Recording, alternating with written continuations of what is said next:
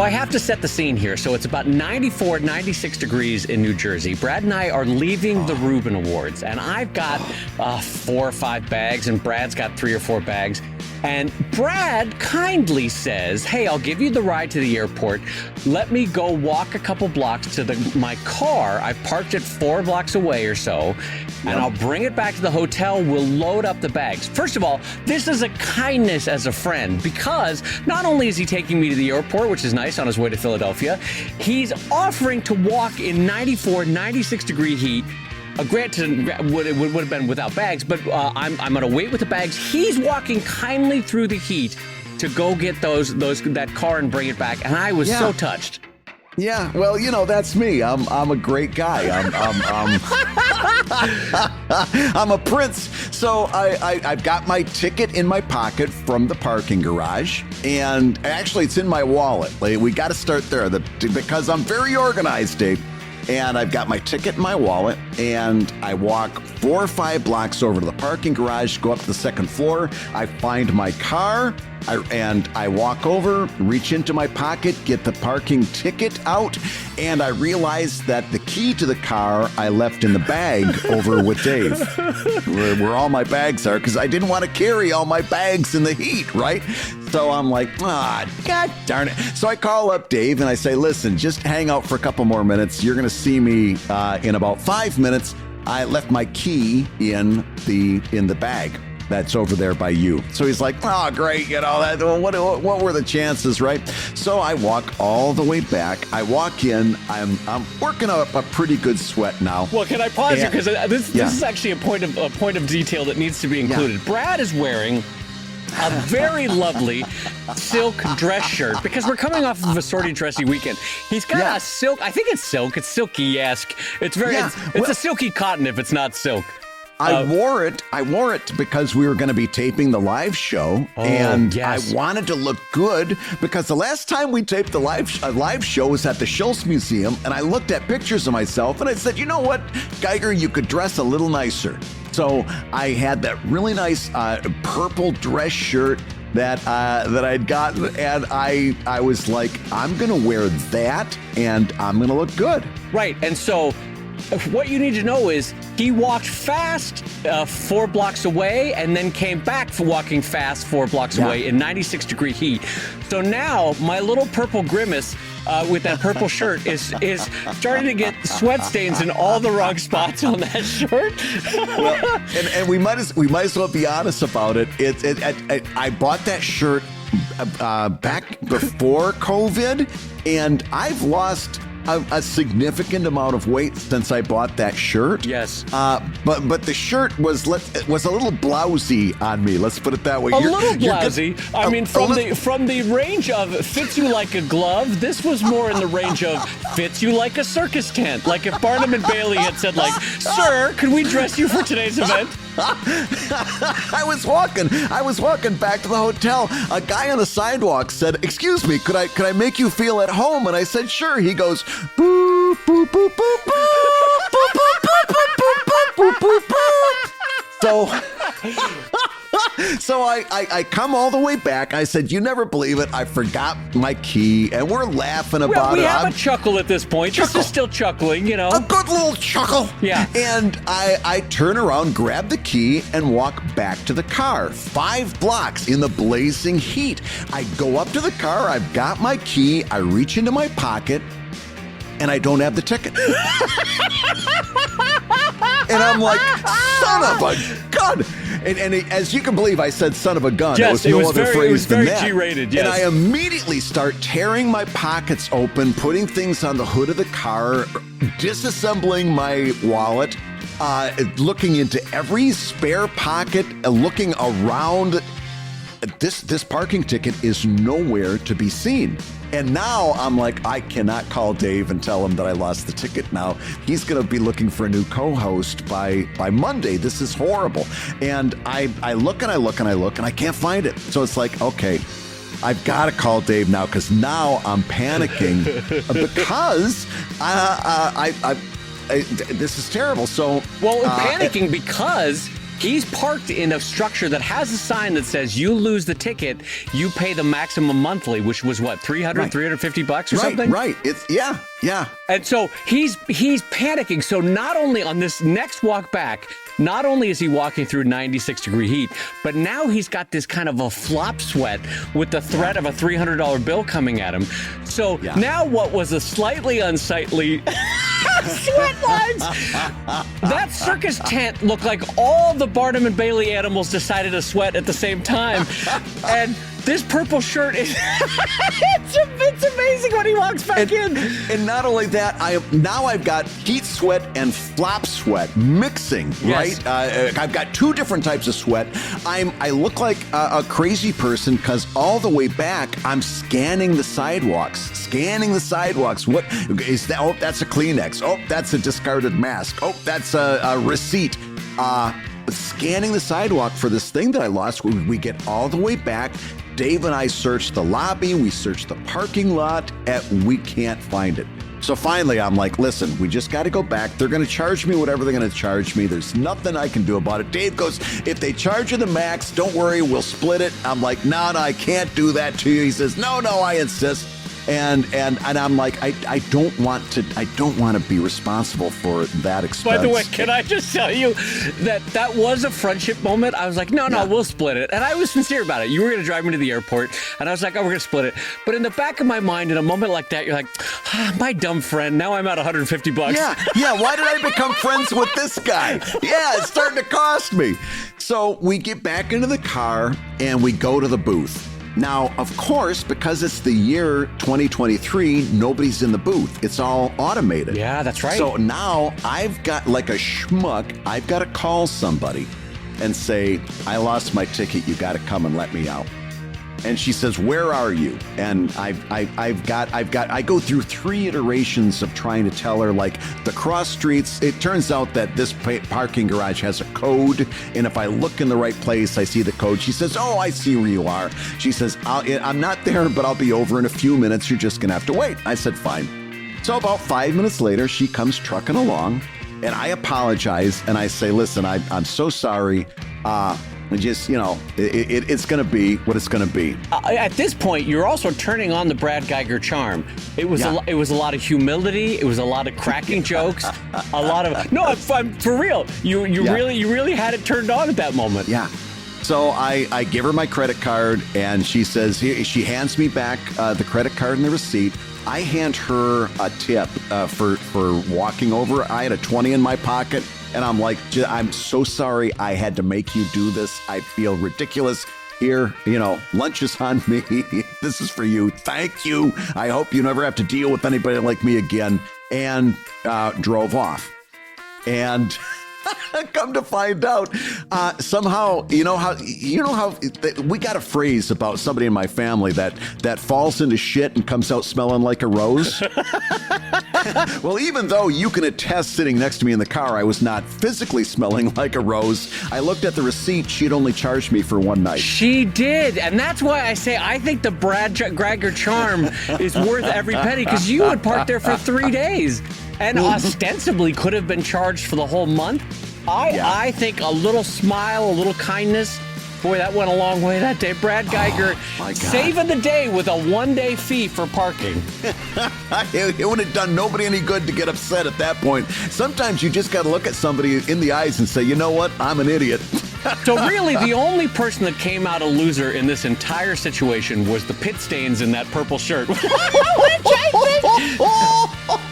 I think that shirt might be unsalvageable at this point, so I will say hello, everybody, and welcome to Comic Lab, the show about making comics. And making a fool of yourself and a living from comics. I'm Brad Geiger, the editor of webcomics.com and the creator of Evil Inc. And I'm his pal Dave Kellett, cartoonist of Drive and Sheldon and co-director of the comics documentary Stripped. And this week's Hour of Comics Advice is made possible by your support at patreon.com/comiclab. So Dave, let's talk comics. Let's talk comics, my friend. We have a huge show for everybody because we thought we would do a recap of the National Cartoonist Society Reuben Awards trip. It was about a 3-day trip that Brad and I took up to New Jersey. Great time. And we wanted to go through it sort of step by step and take you through what it's like to go through a Reuben Award and a Reuben Conference. or rather a National Cartoonist Society conference, because it's sort of Brad, I guess it's sort of an amalgam of 4 or 5 different things, isn't it?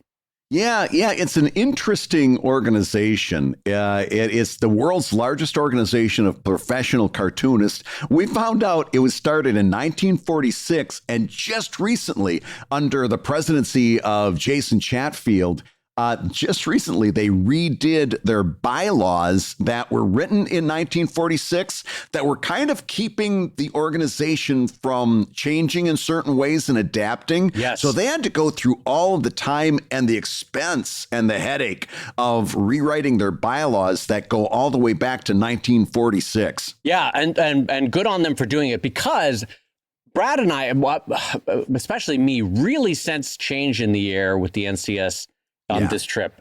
And but real quick, let me give you a broad spectrum look at what the NCS is, right? So Brad said it's a professional organization of cartoonists, started in 1946. Today, it is an international organization. So I will say it's mostly Americans. Brad, wouldn't you say it's probably 95% Americans? Easily 95, sure. Yeah. But there's also Canadians, Brits, Australia, New Zealand, Korea, Mexico, Chile, Japan. I don't think there were any French or Germans, although there should be. But anyway, you get the idea. And so membership was traditionally limited to established professional cartoonists. But I have to say, I feel like they're opening more to pro-am and cartoonists that are on their way. For example, they have a tier where under 27-year-old cartoonists can join for just $27, which I think is always, it's like a 27 for 27 tier, which is great because it fosters, it allows for a certain mentorship possibilities with the and networking and things of that nature. Yeah. It's something that you can really take advantage of, especially with cartooning being such an insular and solitary activity, even for an old grump like me. And if you've listened to the show for 5 minutes, you know that I'm not a people person, but I had a delightful time meeting people and talking to people and you know, like oh yeah, I see the name and it's like, yeah, I've read your stuff. Your stuff is great, you know, and so it really is a useful organization for that. It's not a guild or a union or anything like that. However, it does have a lot of side benefits. Like, for example, when I was at San Diego for Comic-Con, Dave was nice enough to do a little legwork for me and get me a table at the NCS booth at Comic-Con where I could set up and sell my stuff. Yeah, and I've used the NCS at WonderCon, which is another LA-based Comic-Con, for free tabling for the whole weekend. I got a whole weekend of free tabling. Zero cost to me, tabling at WonderCon. And I know they also do that for New York Comic Con and for Mocha Fest and a few other smaller conventions as well. And sometimes that's worth the price of admission in terms of a free table in exchange for your membership has been great. It's most famous for the Reuben weekend, right? Or which was actually not a weekend. It was Wednesday, Thursday, and Friday this year. But that's right. It's most famous for the Reuben Awards, which is kind of the top awards in comics. And we do need to mention, because it's come up on the show, Dave and I were both up for the award for Best Online Longform Comic. That award very rightly and very deservedly went to our friend and mentor, Phil Foglio, who delivered, he was not able to be there in person, but he delivered a delightful acceptance speech that he had pre-recorded. And I have to take a moment, Dave, to just mention what a generous and thoughtful person he was in his acceptance speech, because he gave both of us a nod and also took some time to thank all the people that helped him, like his wife and all the people that are surrounding him. It was a gracious and generous acceptance speech. Yeah, so huge congratulations to Phil on that for the much deserved award. And we were very glad, Phil, to raise our wine glasses to you that night. That was very lovely. And I will say, overall, the 3-day event, if you think of it as sort of, there is a black tie affair, the Reuben Awards, but then during the daytime, there's various meals at the sort of conference center hotel. and seminars and talks and networking. And occasionally, although not this year, sometimes there's public signings, either for charity or for profit for the cartoonists that are doing the signings. So it's a whole bunch of things rolled into one 3-day week, a 3-day weekend, or in this case, 3-day trip. Which is kind of unique for cartooning in the sense that it's not a Comic-Con, it's not just an award show, it's not an academic event, but it kind of mixes elements of all three into them, you know? Yeah, absolutely. And it was a lot of fun. We had a great time. Yeah, I mean, I was genuinely not surprised, but heartwarmed to see how much Brad enjoyed it. Yeah, it was fun. Well, you know, part of it, I got to admit, having you as like a wingman, like a social wingman, was kind of nice because like every time that we'd see somebody, Dave would go, this is Brad's first Reuben Award and he's up, or this is for his first Reuben week and he's up for an award. And of course, immediately people would be, friendly and complimentary and everything. And it always got the conversation started off great. And I got to tell you, one that I was so happy that you did it because was Mike Peters.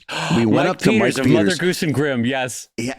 Who is an absolute delight. Immediately, like Dave goes in and Brad's up for an award. And it was like a grandfather turned to me with this smile of adoration on his face. Now, he doesn't know me from Adam. I guarantee you, he's never read my stuff. He's never heard my name. But he was so overjoyed and told me for 5 solid minutes what an honor that was and how great I must, I must feel very proud of myself. It was like an amped up Mr. Rogers. Yes. Right. It was that kind of sense of boundless optimism and joy. And I just sat there and glowed in his presence for 5 minutes. You know what? I don't know if you want to do it, but I would love to just pause for a second and talk about Mike Peters because there's actually a lot of takeaways from the chats that we had with Mike Peters over the week. Yes. And so Mike Peters, again, Mother Goose and Grimm.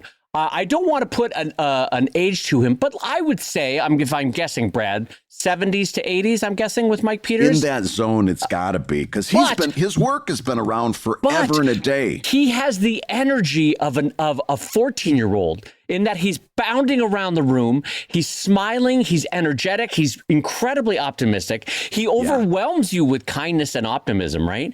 And it's a joy to behold because Brad and I have talked about in the past how we don't want to retire from comics, that we think actually the secret to a long life might actually be to continue to do the job and the craft that we love, which centers on humor and language and creating characters that people love. And I feel like Mike Peters is a living example of that. Yeah, he really is. And it was kind of neat because we had a lot of those kind of exchanges with people, right? Because, and we've talked about this in the past, that in the early days, Dave and I were not members of the NCS. And this was an opportunity to talk to a few people who were older and more seasoned and had seen a different kind of career than the one that we were used to. And it was great. It led to a lot of great moments. I came back because my wife had come up for the Reuben Awards, and then she had gone home, so I didn't see her until like the next day. And so she wasn't around for brunch, is what I'm trying to say. And so I got home, and she said, "Well, how was brunch?" And I said, "You're at a NCS event when you hear somebody say at the table, 'Do you want to hear about my heart attack?'" So we're sitting there with a couple of... It actually happened to us. Yes, go ahead and tell that story. Yeah, we're sitting there with a couple of cartoonists, and the one who was in... that guy had to be 60s or 70s, right? 60s, I would guess, yeah. In amazing shape, was really like his big barrel veins going through his arms and stuff. He was a military guy and never ate an egg in his life and all this stuff. And he was talking about his heart attack. He had lived through all 4 of his arteries being at least 98% blocked or higher. And the only reason he's around is because he was in such good shape to begin with. And he was telling this harrowing story of being life flighted out and all, they put these mechanical valves in his heart and all this stuff. And we were all, Dave and I are like mouths agape eating. By the way, blood as shit. I'm putting sausage into my mouth, actively putting breakfast sausage into my mouth as I'm listening to the story. Oh my God, I never thought about that. He was talking about how healthy he was eating. Yeah. We're both there with our mouths full. And you and I are just shoveling cholesterol into our mouths. Yeah. Oh, this is a fantastic story. Keep going. Yeah. Tell me more about that heart valve I'm going to need in 15 minutes. So we had kind of come down from that, and the other cartoonist, a longtime syndicated cartoonist, looks over with this look of pure joy on his face and says, "Do you want to hear about my heart attack?" And we sat there, and he had another great story. And here's the thing, not for nothing. Yes, it's a graying organization. We're going to talk about that during the show. They need new cartoonists. They need young blood, and they know it. And they're doing things to make that happen. But the other joyful thing about this is that this is a gathering of storytellers. And this guy, it came in with a look on his face like a 5-year-old just came in with a bullfrog that he pulled out of the creek in the back, right? He had a story, and he could not wait to tell it. And he had an audience, and he's like us in a studio alone all day, probably. And he can't wait. Do you want to hear about my heart attack? It's a bizarre sentence to be delivered that cheerfully, but that tells you that you're in the presence of people who absolutely go nuts over telling a story. Telling a story, and also, boy, I can't get over this fact that it reinforces for me what joy these older cartoonists feel in continuing to live the life of a cartoonist. Yeah. And I'll tell you what I mean. So my wife works with Norman Lear on some TV stuff, and he's now 102 years old, maybe 103. Let's say 102. He's 102 years old, right? He literally was a bomber in World War II. That's how old Norman Lear is, right? But one of the things, whenever I talk to him, a phrase that is fascinating that he uses all the time, he always says, "Even this I get to experience."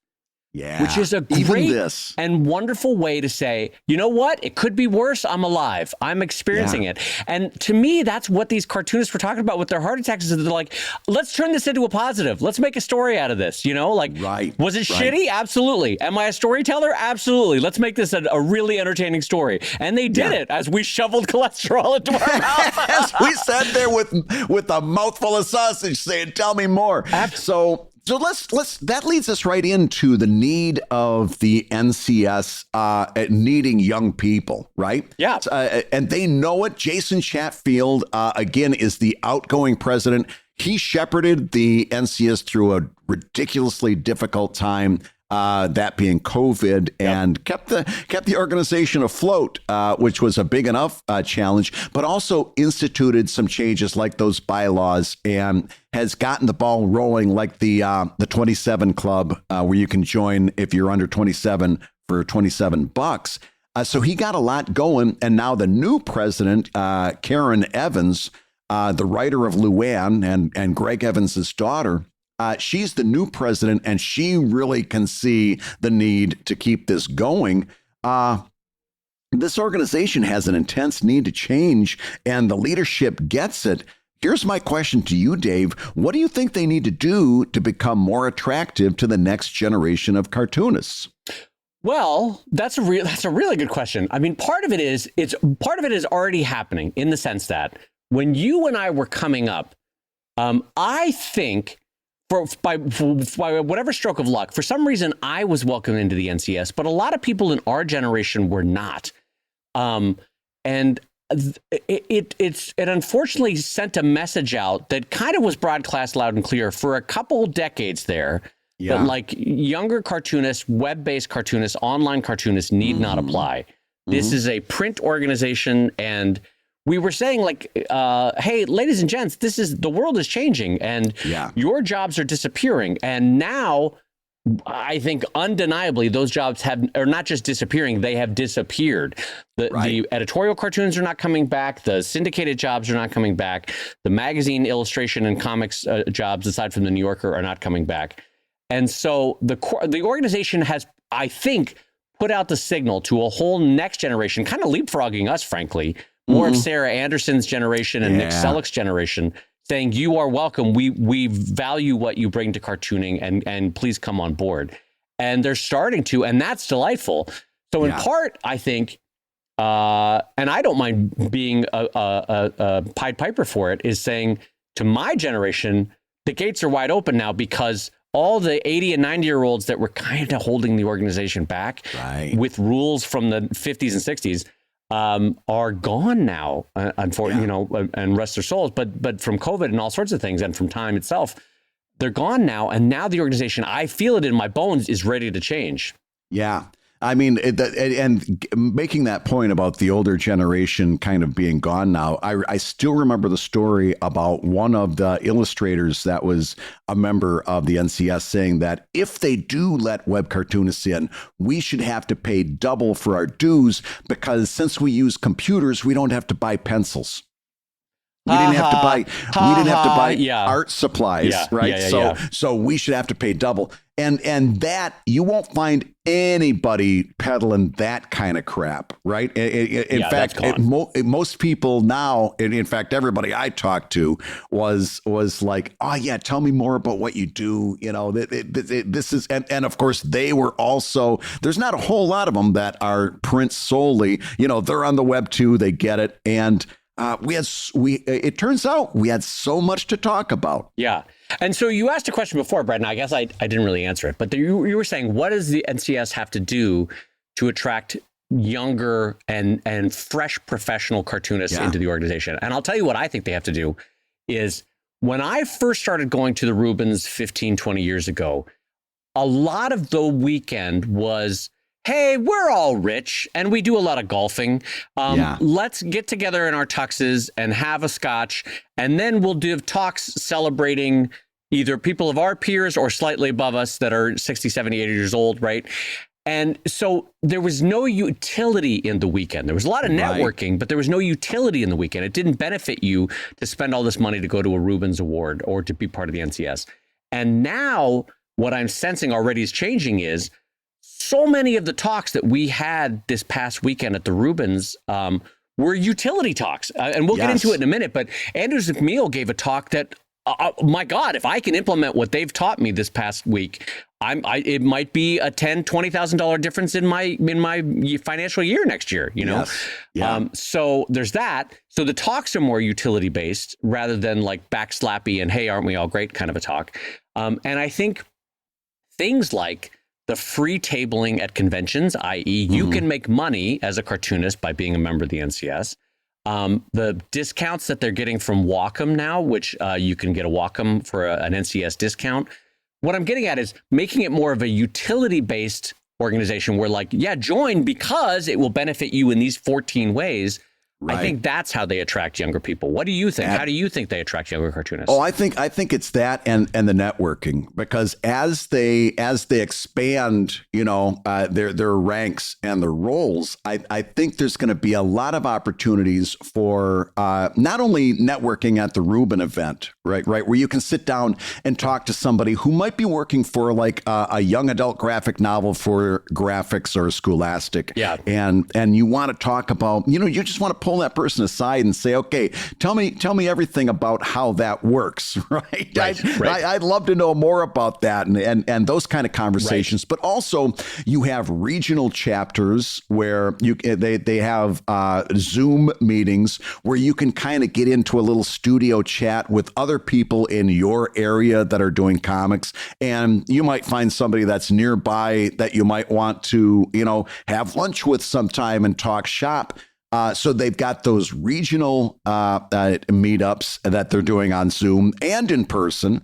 And the other thing that is kind of cool is our friend Jamar Nicholas has started a studio chat YouTube series that's under the flag of the National Cartoonist Society, where he records an interview with somebody from the National Cartoonist Society. It goes up on YouTube, and and Jamar is a great interviewer. It's a really interesting way to get a little bit more of that information that we all are desiring as solitary cartoonists. Can I just say too that like speaking of networking at the Reubens, you have been singing Jamar's praises for years as an amazing cartoonist in the Philadelphia area that I got to meet. And I just haven't been out to Philadelphia. But I mean, one of the cool things about a Reuben Award is that I finally got to meet him. And he's a damn delight. He was so fun to talk to.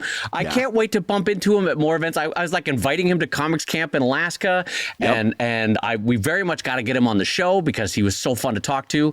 But that's the exact kind of networking that's like super fun. It's just a cartoonist that unless I went to Philadelphia, I never would have bumped into.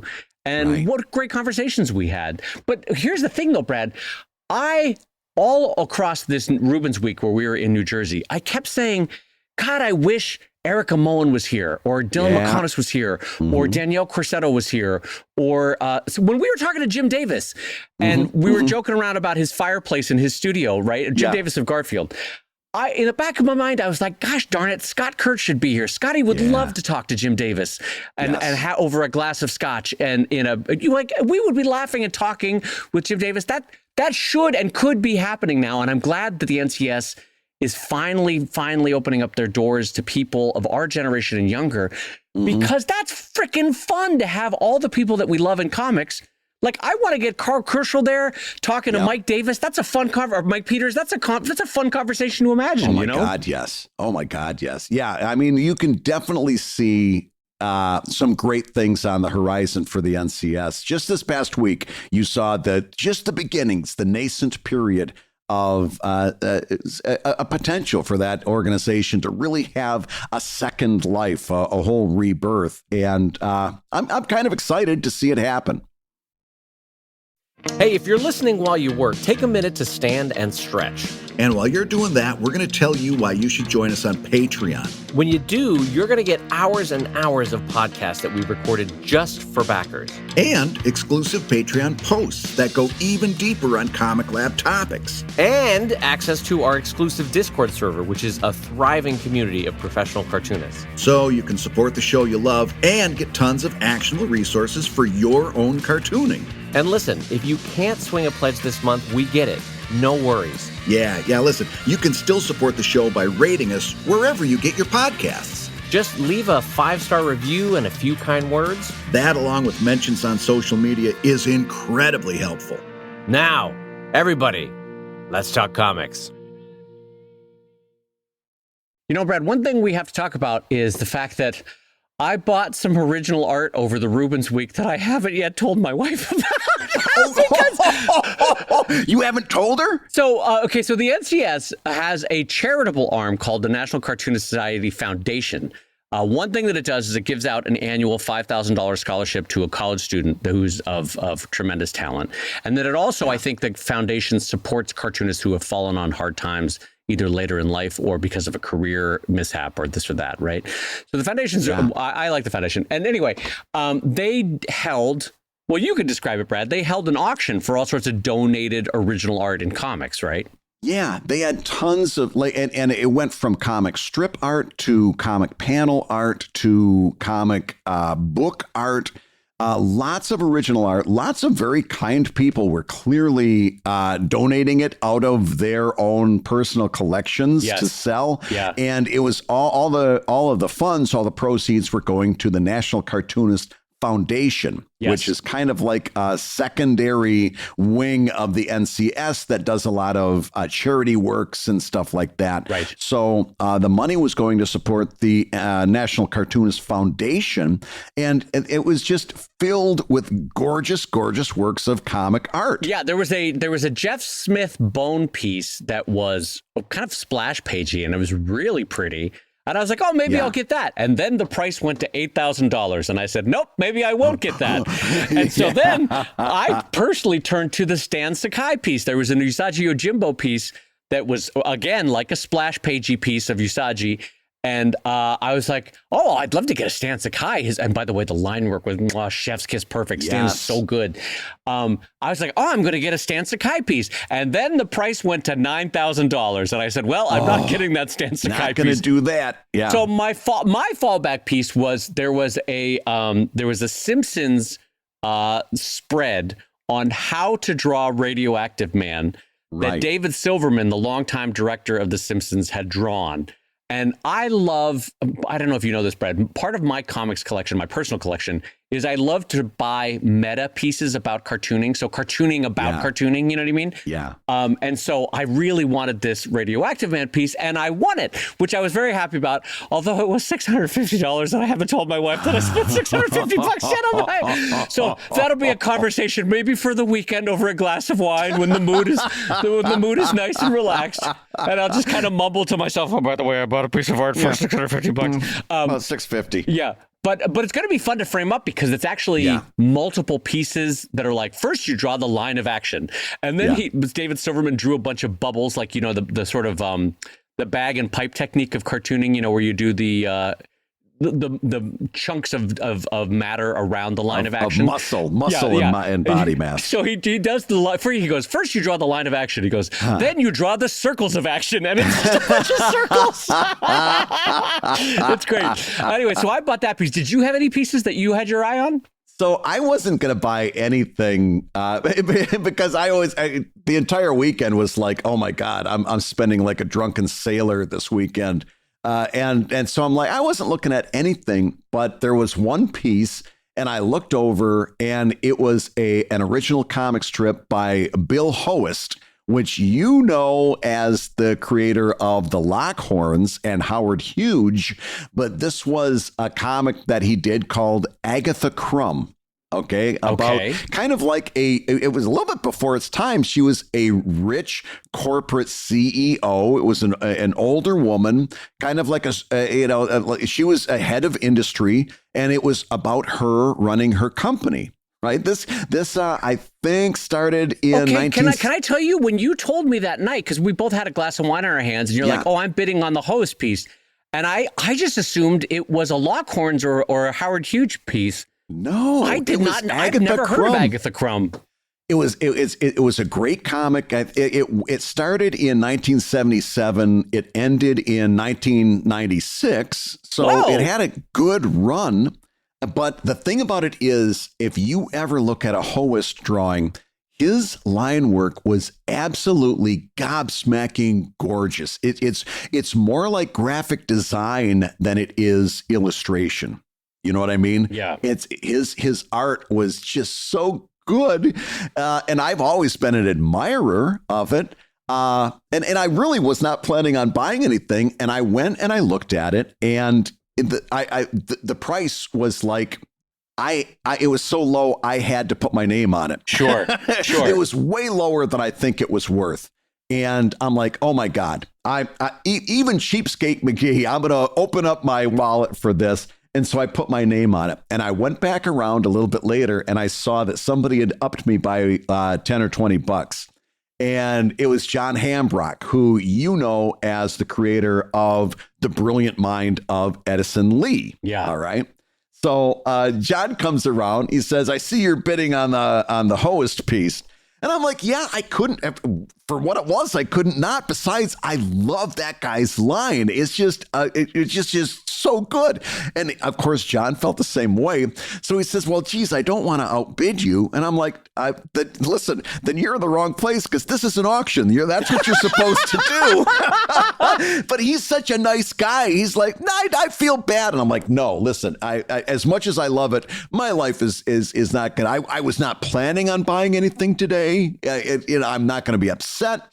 So then he went over and he upped me. And then when he wasn't looking, I snuck around behind him and I upped him by $20. This went back and forth for a couple minutes. And finally he goes, it's 5 more minutes till the end of the auction. And he's got the high bid. And I said, he comes over, he says, are you going to bid on it one more time? And I said, no, I'm at my limit. That's about as much as I could justify putting into a piece of original art this weekend. And he says, oh, I feel so bad. He goes, how about this? How about if I send you some original Edison Lee art? And I said, done. I win, because if you want to talk about another comic creator who does amazing, beautiful work, it's John Hambrock. So that's a win. Yeah. So even if he doesn't, just the fact, because, he might have just been being nice, and that's fine too. But He's such a nice guy. And honestly, God, Dave, that's the first time I talked to John, unless I ran into him at a comic convention beforehand, but had a real honest to goodness conversation. That was worth the auction to me. It was just kind of meeting a new cartoonist that I respect and admire and kind of having a fun little moment. So he went home with the host. I went home with a full heart. Well, I have to, first of all, good on John for sending you a piece of original art. Now, I don't know if you know this, Brad, since this was your first Reubens, but there's sort of a tradition going back to Schultz in the NCS that when someone gifts you original art, you have to gift them something back. And the reason I mentioned Schultz is apparently, and I'm so bummed about this because my first Reubens was the year after he died. But apparently anybody at an NCS meeting that would give Schultz a piece of original art, he would send them a Peanuts. And I was God, I missed it by a year. Oh my God. Such a bummer. Could you imagine? But isn't that a fun tradition that there's sort of a swapping of original art among cartoonists? I think that to me is great. That's exactly what it should be, you know? Speaking of kindness, we got to take a minute and talk about that Andrews McMeel talk at the Reubens, because it was. I went up to the guy. There was a couple of guys that was in charge of it. The title was "Maximizing Your Book's Chance of Success on Amazon and Beyond," and there was two guys up there going deep in the weeds on numbers. One of them was Colin Shields, who was a vice president on Simon & Schuster, alongside Brett Bartram, chief strategy officer of Andrews McMeel Syndication. And they shared a panel on digital publishing, specifically on Amazon. So we're talking about ebooks and e-comics on KDP. They went in the weeds with solid numbers, solid advice. I went up to Brent later and I said, I've been doing comics for a long time. I've been to a lot of conventions. I've been to a lot of panels where people promise information on this stuff. The stuff that you just delivered was worth every penny of what this weekend was all about. It was amazing, and they out of kindness they shared information that was absolutely impossible to put a price tag on. Absolutely, they talked us through real world numbers. Through like actionable steps that you could take. And they literally said it in the room. They're like, we're a publisher, but this advice that we're giving right now is actually super appropriate for indie publishers and solo publishers and independent cartoonists. And in a way that awestruck me by the corporate kindness of it, I was like, why are they doing this? This is so nice. And also jotting down notes faster than I've ever jotted, because I didn't even know the program that they were talking about existed at Amazon. And I had no idea that if instituted correctly, that it could generate $100 to $1,000 a month for an independent publisher. So you bet your bippy, Brad and I are going to try to do this in the next couple of months, and we'll report back on how it's going to go. And before you write us a question, the thing that Dave didn't know about, it had been around for a while. It's called Kindle Direct Publishing. I had used it years and years ago. Was not getting great. I was not getting great effect out of it. However, I was also uploading full page PDFs like of graphic novel pages.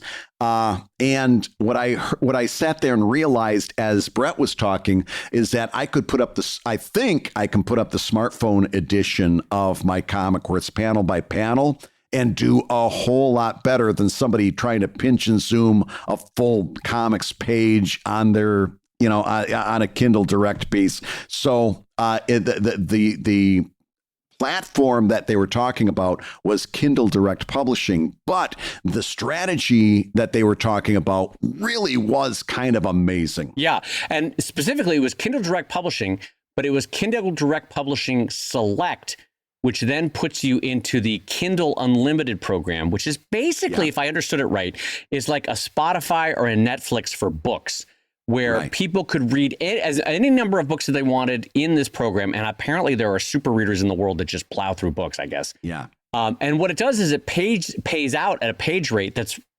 unarguably tiny. It's like 0.0005 cents per page.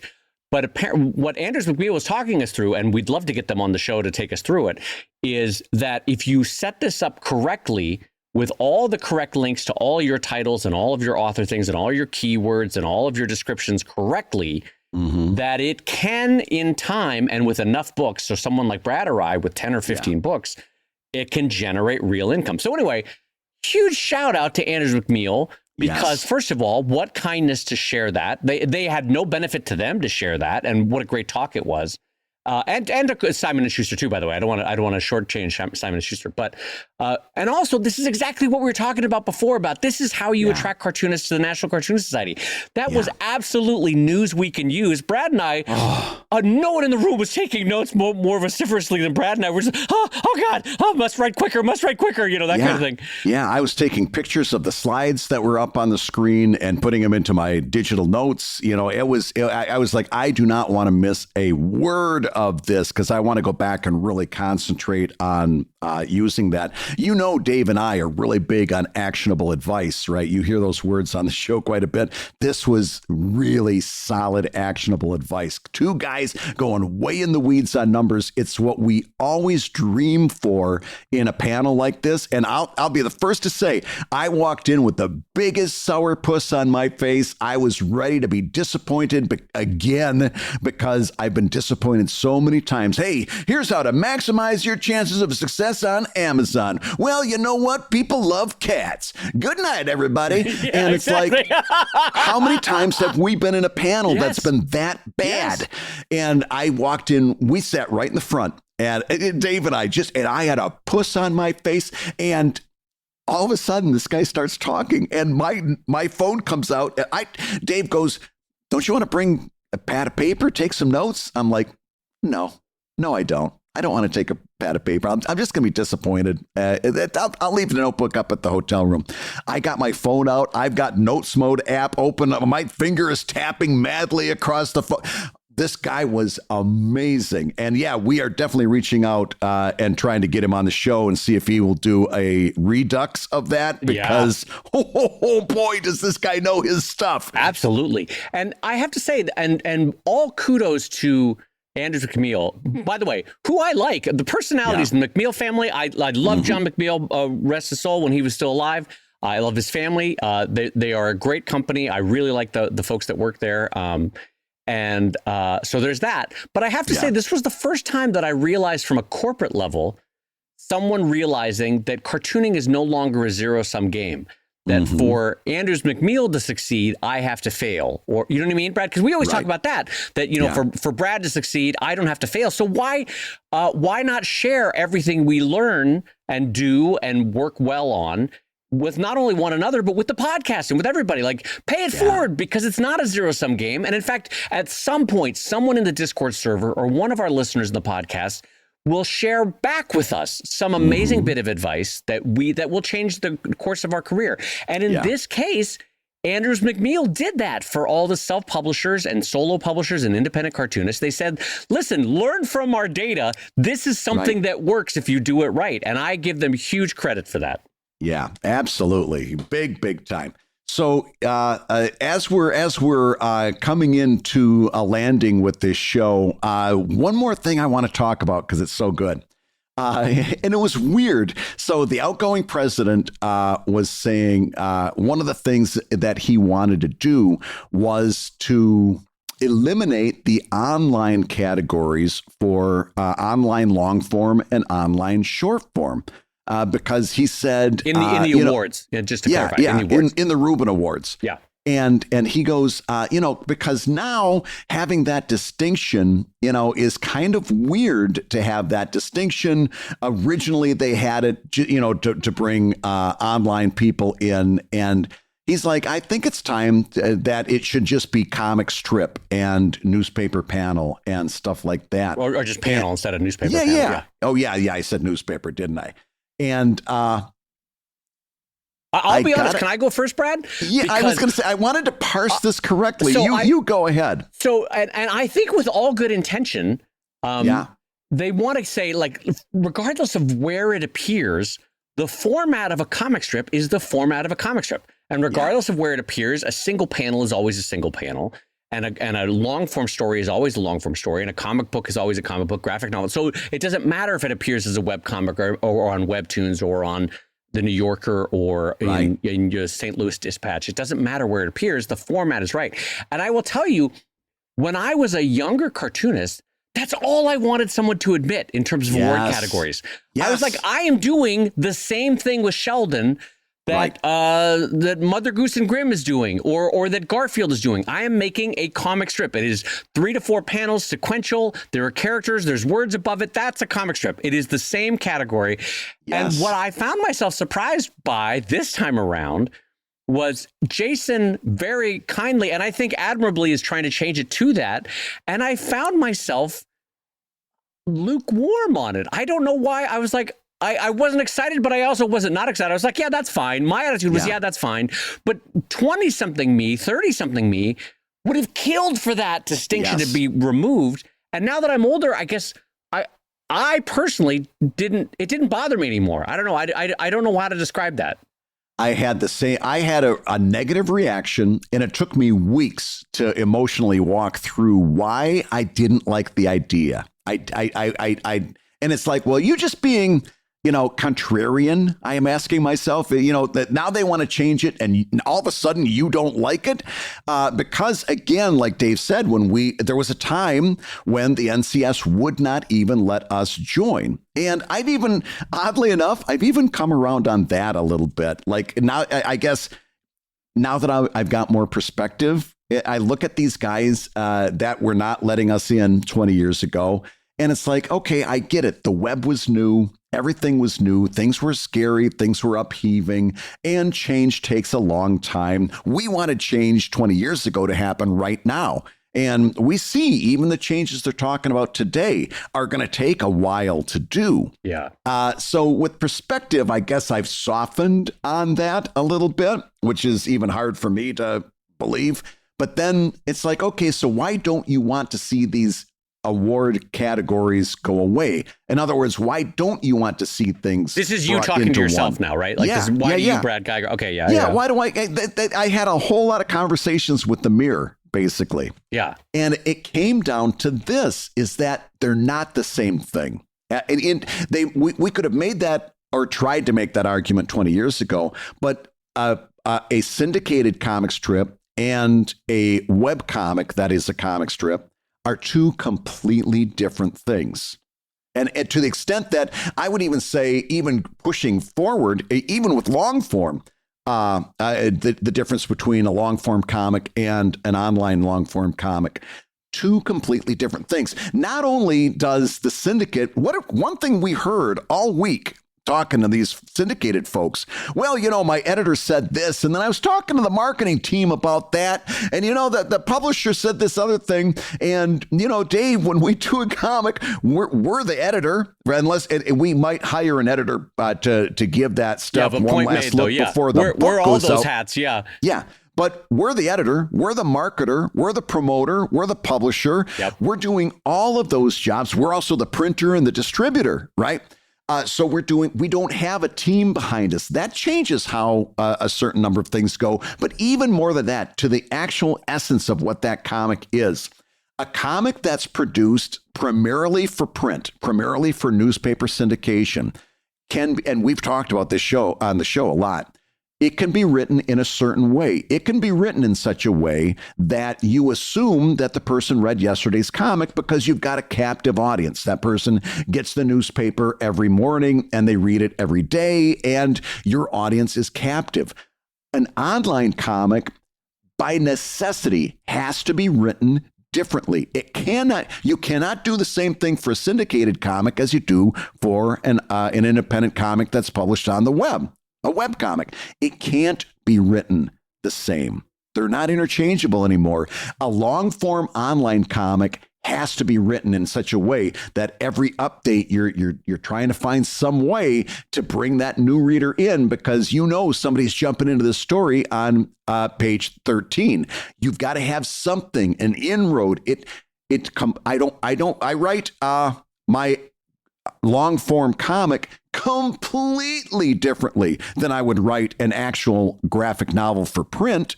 It's two completely different ways of writing, different ways of presenting. They're two different things. And so I would argue strongly that the NCS actually got it right. I would have argued back then they got it wrong. But now the world has changed around us to the extent that that wrong decision is now the right decision, because everything has changed to the extent that online comics has matured and evolved so much that it's a completely different thing. Well, okay. So I respect what you're saying. As much as I said that my reaction was milquetoast, neither here nor there about it. I do think that Jason and the NCS broadly I disagree with you. I think they're making the right move. I think it's smart to define it by form and format and genre and style rather than by where it appears. And I hear what you're saying, that where it appears impacts the form and the format and the genre and the style. I understand what you're saying, but I feel like if we continue to have delineations of award categories based on where a thing appears, it's increasingly becoming nonsense as to what that category is in this. And I guess the best way I'll describe it is, when I was up for an Eisner for Best Humor Book, right? Yeah. I lost to Way of the House Husband, which is published under completely different rules, under a completely different market, has completely different stated purposes in the way it operates in the Japanese book market, right? And yet my book, which was a webcomic collected in a book format, submitted to the Eisners, was up against this Japanese manga humor collection, which came up under a wholly different system, but was at the end of the day a book of collection of a story and comics that was funny. And mine was a collection of books that, what I'm getting at is, they both appeared in very different circumstances, but the format was a book that was funny and it was comics. So you put the two together, and Way of the House Husband won, rightly so. It was a great book. Right. But what I'm getting at, though, is I think the NCS is on the right path. Remove the weird descriptors of how a thing came to be. What is its final format? It's a comic strip. So you put Garfield up against Sheldon for an award category for best comic strip. And in that case, Garfield wins. And I lose again. What I'm getting at, though, is I actually think, unlike, I disagree with you, that I think that they're right in the way that they're doing it. Oh, well, this is great, because before they get rid of those categories, what you're also saying, using exactly the same logic, that we should not just look at where it's published and how it's published, but instead the actual format. You're also going to take the newspaper panel comic and the magazine gag cartoon, which is exactly the same format, and you're going to say, hey, those shouldn't be opposite either. Those should be one award. I will argue that that's probably true. Yes. Oh, my goodness. And I will tell you, so this is a completely separate argument, but where shit is going to get really confusing for comics awards, if you assume my position is correct, and let's just, for argument's sake, let's assume my position is correct, that the final format should be the delineator of what an award category is, right? Right. Let's just assume that for a second. How the hell are we going to define what a really long Webtoons update is, right? Yes. I'm talking about one of the ones like a Lore Olympus that's like 30 scrolls long. Is that a comic strip? Well, it's one update and it's going this long. Is it long form? Well, if you put it into print format, it would be 30 pages long. Yes. Is it a graphic novel? Well, it will eventually become part of a graphic novel. It's part and parcel of it. But in this case, it's an update. It's going to get confusing as hell. Yes, I agree, which is all the more reason to have more categories to scatter those into than to condense everything. Yeah, but then I see your point and I take it, but I think what's going to happen then is we'll get a watering down of like a category that includes only Brad. You know what I mean? Like best long form continue. I'm okay with that. You know what? I'm still going to lose to Phil Foglio. Because it'll be best long form comic, which will eventually be collected into a graphic novel, but is currently being published in a half-page increment, and that also includes superheroes and supervillains. Like, you know what I'm saying? Like, you could divide and divide and divide and divide until it becomes meaningless. So we have to. what I'm saying is it's actually really hard when you stop to think about it. And if you're listening to this podcast, it's really hard to design award categories for comics. Yes. It really is. Because how do you put Kate Beaton's Ducks in? What category could that fit into? It could fit into 4. Right. What do you put Laura Olympus in? It could fit into 4. What do you put Brad Geiger's Evil Link into? It could fit into 4 categories. So what I'm saying is you got to start making delineations. And I think I'm with the NCS on this, is that you do it by the final format that the comic appeared in, not the way it came to be read. I still disagree with you, but I respect where you're coming from. It is interesting because if you go down that far enough, there's very little difference between a greeting card and a single panel comic. Yes, in most cases, it's arguably one punchline and one image, and the greeting card just puts a fold between it. But in most cases, that greeting card is a single panel comic. In fact, you look at a lot of greeting cards, they take a single panel cartoon, put the single panel cartoon on the front of the card, put the punchline in the inside of the card. I've seen that happen, It's absolutely right. Well, listen, that's fascinating. And I you know what? I got a feeling we'll be talking about this a whole lot more as the days go by. Just thank goodness I don't have to make the decision. Well, let me say this, and I think I can speak for both of us, but correct me if I'm wrong. One of the things that advancing years has given me too is that I cared so much in my 20s and 30s about the validation of award. And I just wanted to be the possibility of being recognized. I'm glad you're bringing this up. And the older and older I get, one of the reasons why I think I'm kind of milquetoasty about how they changed the categories is I kind of don't care. Right. I mean, I agree. Listen, do I still want validation? Of course, it's nice for a day. But having just won a Ringo, it fades after 2 or 3 days. You know what I mean? You're back. Is that what's going to happen? It's not fading. I'm sitting here. I already brought it in. It's hanging on the wall. I'm looking at it right now. You're saying this is going to go away? Yes. By next week, you'll be back in the trenches, and you will kind of forget that it even happened. And I have a silver Reuben on my wall from the NCS a couple years back, and I forget all the time that I won it because ultimately it doesn't matter. Right. You've said it best. It's the gift of being able to do another year of cartooning. That's the greatest award. And I do honestly believe. I was saying that on our group chat to my kids. They said, "Hey, did you win the Reuben?" And I said, "No, Phil did, but I'm super happy because he's very deserving. He's a sweet guy. I love him. I love Dave. If Dave would have won, I would have been as happy." I said, "My award is I get to do this for a living, and it's the only thing I ever wanted from the time I was like 8 years old." And I'm getting away with it for another year. We're already into September. I'm getting away with it, like a thief in the night. And that's all the award I really need. The other things are very nice. Listen, it was great to see my name up there. It was great to hear my name read aloud. All of that was wonderful. But the career really is where it's at. Getting to do this for a living. Hell, Dave, getting to talk to you every week on Comic Lab and share my passion for comics with somebody else who's right there with me. That's been probably the best award I could ever accept. And you know what? If they did give an award for that, I'll tell you what my speech would be. It would go something like this. You've been listening to Comic Lab, the show about making comics and making a living from comics. Well, I will tell you, it is an award to get to talk with me every week, Brad. That's an award in and of itself. You are right to say it. Your hosts have been my friend Brad Geiger, the winner of this week's award of talking to Dave Kellett. He's the editor of webcomics.com and the creator of Evil Inc. at evilcomic.com.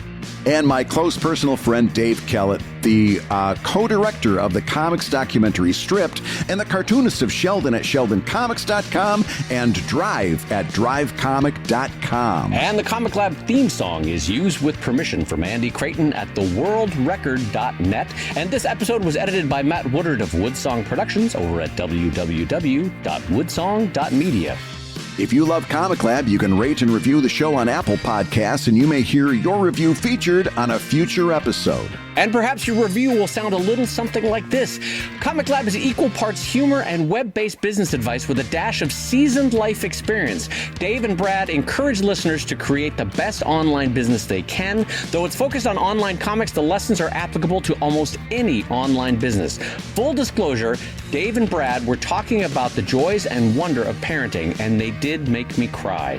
It's unusual, especially online, to hear about having a child spoken of as a huge change and as a wonderful change. Thank you both for being so awesome. And that comes in from Bonthra over at Apple Podcasts. Thank you, Bonthra, for that kind review. Yeah, that is something that we do feel wholeheartedly, is that kids are again a big change, but a wonderful one. I would not you'd very seldom find anybody who would have it any other way. And a huge boon to our writing over the years. I think both Brad and I could admit to that. Yes. And I will say Comic Lab is made possible by your kind support over at patreon.com/Comic Lab. So we'll go ahead and say that twice. Patreon.com/Brad in a purple shirt.